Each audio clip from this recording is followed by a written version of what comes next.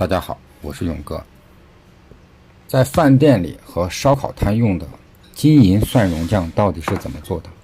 他们不会告诉你的秘密，今天我来告诉你。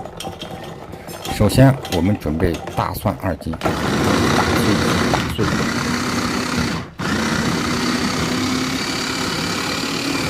打碎的大蒜，我们要把它控水，然后再用纱布把蒜末包起来，拧干蒜里面的水分，放到盘子里面，分成2份备用。我们准备好小米辣切丁，碗里放入15克食盐、5克鸡精、2勺蚝油、香油少许，生抽1勺，不停的搅拌。锅里放油2斤，油温5成热。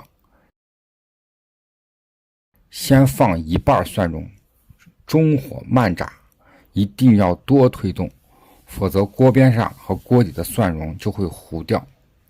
我们要把蒜蓉的水分要榨干，这样蒜蓉就炸成金黄色了。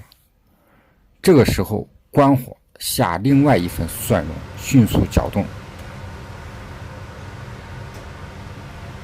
然后放入小米辣与调好的料汁，用油的余温，剩下1半的蒜蓉其实也就熟了。爱吃辣的可以多加些小米辣。万能的金银蒜蓉酱就好了，它可以用来烤生蚝、蒸大虾、炒菜、蒸菜都可以用。我们准备好洗净的茄子，从中间切开，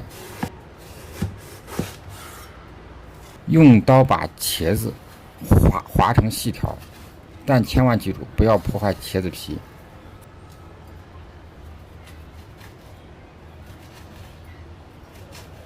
用炒制好的金银蒜蓉酱均匀的放到茄子上，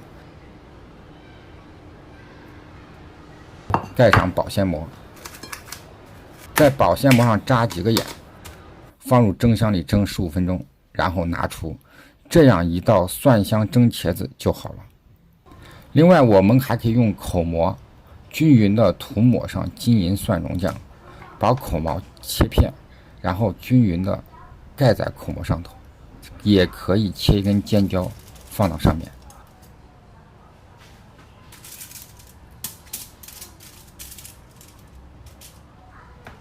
在烤箱里烤至40分钟，拿出，这样子非常香了。